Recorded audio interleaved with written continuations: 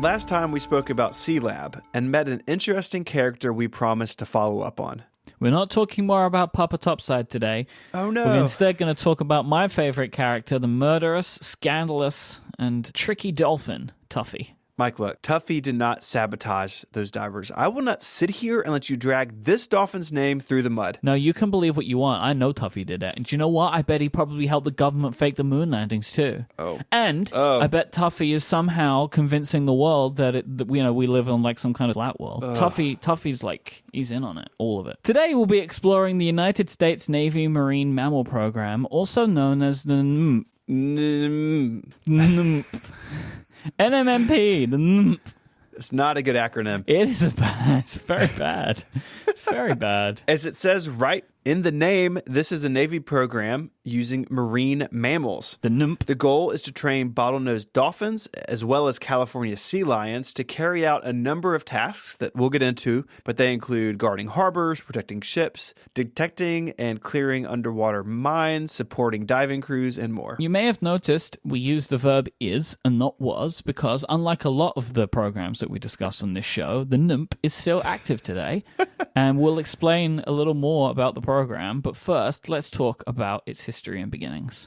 It started around 1960 when the Navy looked at studying dolphins to learn more about fluid dynamics. And you think, oh, that's a noble cause. Well, it was to make their torpedoes move through the water more efficiently with less drag. So there's that. This initial research did not bear much fruit, however. In 1962, a research program was started in California to study how to train dolphins and sea lions to complete tasks through repetitive training. Both animals are known to possess high intelligence, and it was learned that they could be trained to work reliably in open water without being constantly assisted. Dolphins, of course, have powerful biological sonar, so they can easily detect objects in the water and on the seafloor.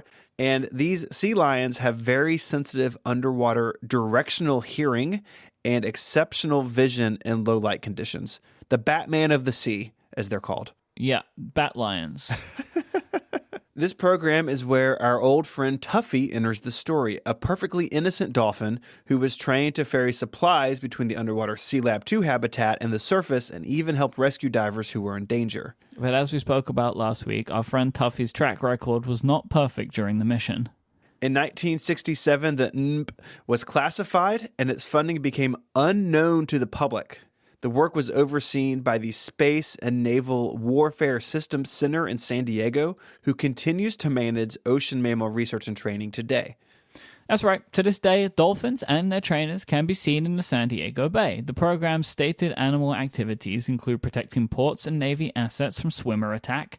I don't know what that means, like swimmer attack. Is that like an attacker who swims or just like someone who's swimming and bumps into something? I guess could be either.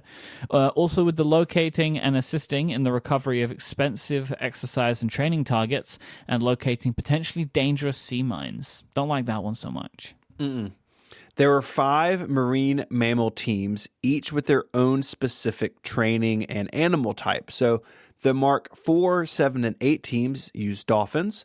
Mark 5 uses sea lions. And Mark 6, they're the crazy ones, they use both sea lions and dolphins. Way overachievers. I know. The exact number is unknown, but it is believed that some 140 animals are part of the program. These teams can be deployed at 72 hours' notice by ship, aircraft, helicopter, and land vehicle. It's basically Baywatch with animals to regional conflicts or staging areas around the world. Can you imagine being in a situation and like you call the local police or the Coast Guard or whatever, and they're like, "Don't worry, we're gonna help you out," and then like a Land Rover appears and a dolphin climbs out? Like, that's not what you were expecting in your situation. Tuffy's got it. The dolphins are coming. Of course, some are unhappy that the military would use animals for such missions. Of course, that's a completely understandable point of view. Yeah. The Navy's policy is that only positive reinforcement techniques used with their animals in training, so no negative reinforcement techniques. They're given rewards for behavior, they're not punished, and that they are cared for in accordance with accepted standards. That's very vague, isn't it? Well, look, the next point, you put some meat on the bones here. All right, well, okay. See how Let me this see if I works? can help these accepted standards. These include the Marine Mammal Protection Act and the Animal Welfare Act, and the program is an accredited institution by the Association for the Accreditation of Animal Laboratory Animal Care. I want to read that again. The Association for the Accreditation of Animal Laboratory Animal Care. What a name. What are they? The ALAC, which requires research programs to demonstrate that they meet standards of animal care beyond these required by law. The NMP is also listed as a member of the Alliance of Marine Mammal Parks and Aquarium, AMPA. the most fearsome alliance on planet Earth, and is governed in part by an institutional animal care and use committee. Of course they have bat lions. Of course they're like fearsome alliance. Look, of course there are concerns. Opponents of the program insist that training and travel stress these animals. It's not what they were born to do, and their inability to forage for food while working, thanks to the muzzles that they put on them, is inhumane. Other people raise the issues of the hazards the animals encounter while in their working environments, including the risk of accidental detonation of mines. It would be bad for dolphins. For any kind of animal, really. As you may imagine, the Navy maintains that the chances of this are minimal because the animals are trained not to touch the mines, which are designed not to be detonated by wildlife. That makes sense. You don't want your mines to go off every time a whale swims by. Exactly. The NMP was declassified in the early 1990s, but that, as you probably have guessed, has not stopped conspiracy theories and wild stories from circulating the internet. This is one of my very favorite stories that has ever come up on Ungenius. Right? Are you ready for this? I am ready. In 2005, there were media reports that some of the Navy's dolphins, equipped with poison dart guns that were trained to attack hostile swimmers in the water, escaped a local training facility in the aftermath of Hurricane Katrina. Now, can you imagine this? It's like an Austin Powers plot. Yeah, they're armed dolphins with poison dart guns. ready to attack people in the water. Why did you give them poison dart guns? How does a dolphin use a dart gun? Exactly. The Navy reported that all of its dolphins were accounted for and that its only training facility was far from the site of the storm, as San Diego was not affected by Katrina. Yeah, California and Louisiana, really far apart. Can you imagine you give Tuffy a poison dart gun? It caused some serious Look, damage. He didn't kill anybody. Yeah, but he would if you gave him a poison dart gun. This is like the start of The Walking Dead or something. Well, I hate to break it to you, but poison dart guns, while very exciting, are not part of this Navy program. Of course they'd say that. Come on. The Mark IV team uses dolphins to detect and mark the locations of tethered sea mines floating off the bottom. They're not hunting people down with dart guns. They're not. What if they had like mine poison? Wow. Right? I mean, maybe. I don't think so. See? So that's the Mark IV team. Mark VII team, also not using poison dart guns because they are dolphins trained to detect and mark the location of mines on the seafloor or even buried in the sand. The dolphins are let loose to explore an area, and if they detect these weapons, they're reported back to the handlers, who will equip the animals with floating buoys to mark their location. Mine-clearing dolphins were deployed to the Persian Gulf during the Iraq War in 2003, locating more than some 100 underwater mines in the area. The Mark V Sea Lion Squad is trained to recover equipment that is dropped or lost in the ocean.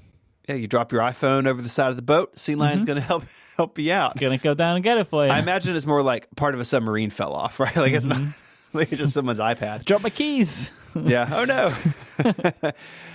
I think Mark VI is the most interesting team. They are the one with both dolphins and sea lions, so that's cool. But they are used as sentries to protect harbor installations and ships against unauthorized human swimmers.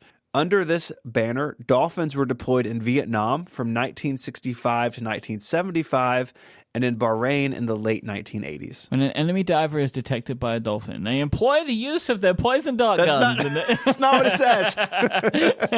The dolphin approaches from behind and bumps a device into the back of the enemy's air tank. Now that is still a horrific thing to do. The device is attached to a buoy. Buoy, by the way, buoy, as it said in America. I'm not saying like a small child. Yes, but like a small child is attached to a small swimmer. child alerts the Navy of the intruder. It's like this is the like a small boy and his dolphin. And nope, the device is attached to a buoy to alert the Navy of the intruder. Mark 6 sea lions carry a similar device, but they're a little more aggressive.